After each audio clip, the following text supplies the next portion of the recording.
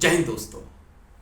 लंबे समय के बाद वीडियो बनाने का मौका मिला है। उम्मीद करूंगा कि आपका वही प्यार मिलेगा जो मिलता आया है। दरअसल नतीजे चुनावों के आ चुके हैं। मेरे पास वक्त थोड़ा सा नहीं था, मैं कहीं बिजी था तो वीडियो नहीं बना पाया और उन पर बात नहीं कर पाया। नतीजे यही है कि हिमाचल में कांग्रेस ने जीत हासिल की है, गुजरात में बीजेपी ने बम्पर जीत हासिल की है, एमसीडी में आम आदमी पार्टी आई है। लेकिन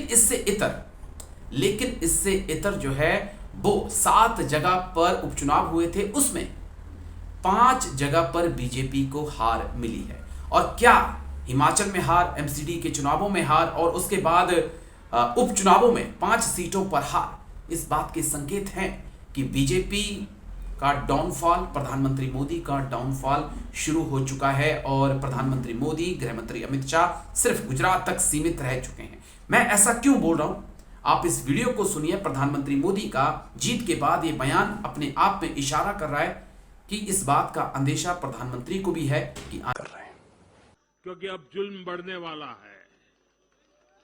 अब मान के चलिए मुझ पर भी बढ़ने वाला है, आप सब पर भी बढ़ने वाला है, क्योंकि ये सहन नहीं कर पाएंगे, ये पचा नहीं पाएंगे।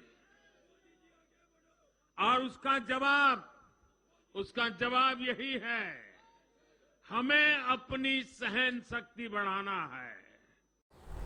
तो प्रधानमंत्री मोदी को सुना आपने, जहां पे उनको सुन के मुझे भी इस बात का एहसास हुआ कि प्रधानमंत्री को भी ये लग रहा है कि आने वाले वक्त में सत्ता उनके हाथों से जा सकती है। डाउनफॉल बीजेपी का शुरू हो चुका है और जिस प्रकार से विपक्ष के साथ बीजेपी ने व्यवहार किया है, चाहे वो ऑपरेशन लोटस हो, ईडी हो, सीबीआई हो या फिर ऑपरेशन लोटस के तहत सरकारें बनाने या गिराने की बात हो, तो विपक्ष जब सत्ता में आएगा तो इस प्रकार की कार्रवाई कर सकता है। लेकिन प्रधानमंत्री मोदी को ये बोलना और सोचना क्यों पड़ा, क्यों अपने समर्थकों से बात करनी पड़ी? इसके पीछे जो है ना दोस्तों, वो ये जो चुनाव हुए हैं, हिमाचल प्रदेश, गुजरात, एमसीडी के चुनाव, 7 सीटों पर उपचुनाव, उसके जो नतीजे आए हैं वो कहीं ना कहीं बीजेपी के खिलाफ हैं।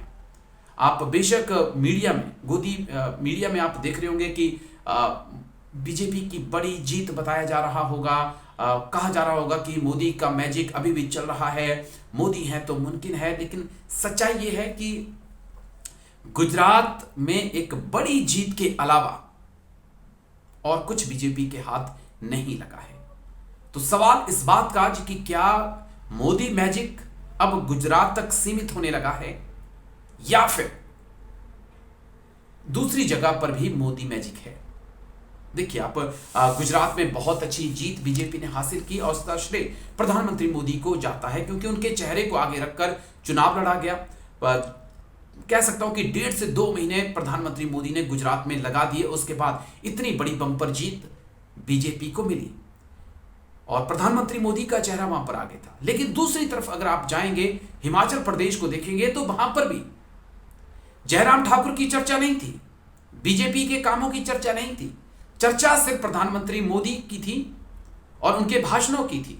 उन्हीं के चेहरे को आगे रखकर हिमाचल में भी चुनाव लड़ा गया, लेकिन वहां पर बुरी तरह से बीजेपी की हार हुई और वो भी तब जब कांग्रेस की तरफ से कोई सीएम का चेहरा नहीं दिया गया।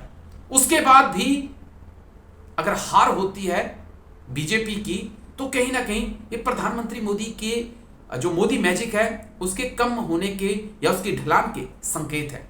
और तो और ना दोस्तों, एमसीडी चुनाव भी दिल्ली में प्रधानमंत्री मोदी का चेहरा आगे रखकर लड़ा गया। असम से लेकर ना जाने कहां के सीएम जो थे वो दिल्ली में आए, उन्होंने एमसीडी चुनावों के लिए प्रधानमंत्री मोदी के नाम पर वोट मांगे, लेकिन जनता ने यहां पर आम आदमी पार्टी को चुन लिया। तो यही चीज मैं कह रहा हूं कि क्या वाकई में मोदी जो मैजिक है वो कम होने लगा है? मोदी जी का जो राजनीति का जो उफान था, क्या वो अब ढलान की तरफ बढ़ रहा है? इस पे बात कर रहा हूं। इससे भी आगे अगर आप बढ़ेंगे, चीजों को देखेंगे तो चीजें और भी साफ आपके सामने हो जाएंगी, जब आप ये पाएंगे कि हिमाचल, गुजरात, एमसीडी के साथ साथ 7 सीटें और थीं जहां पर उपचुनाव हुए, लेकिन इन 7 सीटों में से 5 सीटों पर बीजेपी को हार मिलती है। एक बिहार की करनी सीट पर और एक यूपी की रामपुर विधानसभा सीट पर बीजेपी को जीत मिलती है। रामपुर की जीत पर कई सवाल हैं दोस्तों, चाहे प्रशासन पर हो चाहे पुलिस पर हो, कई सवाल हैं और शायद इन सवालों के जवाब तलाशना एक मजबूत लोकतंत्र के लिए आने वाले वक्त में जरूरी होगा। तो 7 में से 5 सीटें आप यहां पे हार जाते हैं, हिमाचल प्रदेश में आप बुरी तरह हार जाते हैं, एमसीडी का चुनाव आप बुरी तरह से हार जाते हैं। इतना ही नहीं, आप 7 में से 5 सीटें भी हार जाते हैं।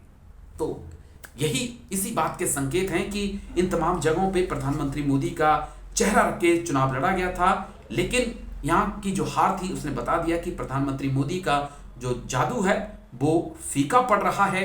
प्रधानमंत्री मोदी की लोकप्रियता गुजरात को छोड़कर, मैं फिर कोट करूंगा, गुजरात को छोड़कर धीरे धीरे फीकी पड़ रही है। और ऐसा इसलिए भी कहा जा सकता है कि ये एक खतरे की घंटी बीजेपी के लिए है, क्योंकि पिछले 8.5 सालों में बीजेपी ने प्रधानमंत्री मोदी के चेहरे पर ही चुनाव लड़ा है। और आज हालात ऐसे हैं कि अगर प्रधानमंत्री मोदी क्लिक कर जाएं तो आप गुजरात जैसी बड़ी जीत हासिल कर जाएं, और अगर क्लिक ना करें तो फिर आपके हाथों से हिमाचल जैसी सत्ता निकल जाए। लेकिन अब आप बोलेंगे कि स्टेट में चुनाव हैं, एमसीडी में चुनाव हैं, तो इसका 2024 से लेना देना क्या है? तो दोस्तों देखिए, एक चीज बहुत अच्छी है, बहुत साफ कर दूं आपको कि जो उगता है वो डूबता भी है।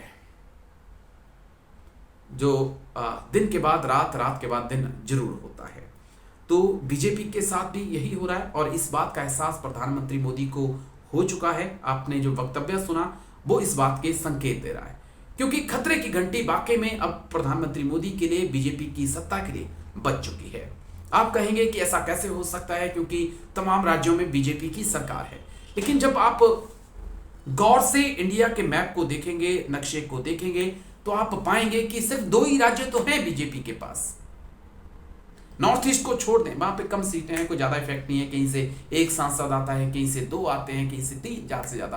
तो लेकिन असम में से, असम को छोड़ दिया जाए तो बाकी नॉर्थ ईस्ट राज्यों की हम बात कर रहे हैं। तो यहीं से खतरे की घंटी बज रही है। खतरे की घंटी ऐसे बज रही है, चाहे आप बिहार की बात कर लें, ऑपरेशन लोटस वहां पे फेल हो चुका है और नीतीश ने अपनी अलग राह चुन ली है। आप कर्नाटक की बात करें, वहां पे भी ऑपरेशन लोटस के बाद सरकार बनाई गई है। आप महाराष्ट्र की बात करें, जिस प्रकार से शिवसेना को बेदखल किया गया, सत्ता से ऑपरेशन लोटस चलाया गया, वो भी आपने अच्छे से देखा। आप उसके बाद मध्य प्रदेश में आ जाइए तो वहां पर भी कमलनाथ की सरकार थी, ऑपरेशन लोटस के तहत सरकार को गिराया गया और शिवराज सिंह को सत्ता पर बैठाया गया। यानी कि बीजेपी को बहुमत नहीं मिला था। आपने ईडी, सीबीआई, ऑपरेशन लोटस, धन का प्रयोग करके इन तमाम जगहों पर सरकार बनाई थी।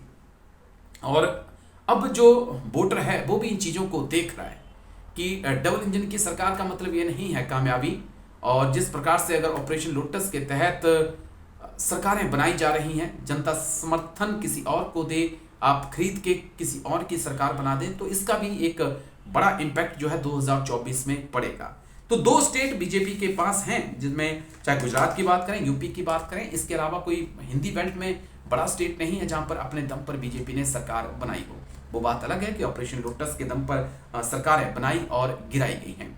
लेकिन संकेत इस बात के मिल चुके हैं कि 2024 बहुत बड़ा इम्तिहान प्रधानमंत्री मोदी का होगा। लेकिन उससे पहले 2023 में भी अग्नि परीक्षा को पास करना होगा, क्योंकि तमाम ऐसे स्टेट हैं जहां पर बीजेपी कमजोर है। चाहे मध्य प्रदेश की बात कर लें, बहुत अच्छा प्रदर्शन वहां पे बीजेपी नहीं कर पा रही है, शिवराज सिंह चौहान नहीं कर पा रहे हैं। और उसके बाद राजस्थान में वसुंधरा राजे, ये तमाम बड़े नेता बिखरे बिखरे पड़े हैं। छत्तीसगढ़ में भूपेश बघेल ने एक नए आयाम स्थापित किए हैं, रमन सिंह कहीं पे नजर नहीं आ रहे हैं। कर्नाटक की भी बात कर लें तो जिस प्रकार से येदियुरप्पा और तमाम नेताओं के ऊपर भ्रष्टाचार के आरोप लगे हैं, जनता वहां पर पहले ही परेशान है। तो ये कुछ सेमीफाइनल प्रधानमंत्री मोदी के लिए होंगे, उसके बाद फाइनल 2024 में होगा। लेकिन क्या होगा ये तो आने वाला वक्त बताएगा। लेकिन हिमाचल ने इतना जरूर साफ कर दिया है और दिल्ली की जनता ने कि प्रधानमंत्री मोदी के पॉलिटिकल कैरियर का डाउनफॉल शुरू हो चुका है और बीजेपी जो सिर्फ वन मैन पर डिपेंड थी, उसके लिए अगर प्रधानमंत्री मोदी क्लिक नहीं करते हैं, नहीं चलते हैं, तो समझिए मुसीबतें बढ़ जाएंगी। तो वीडियो आपको कैसा लगा जरूर बताइएगा, लाइक कमेंट शेयर जरूर करिएगा, अच्छा लगे तो सब्सक्राइब भी जरूर करिएगा। जय हिंद, वंदे मातरम।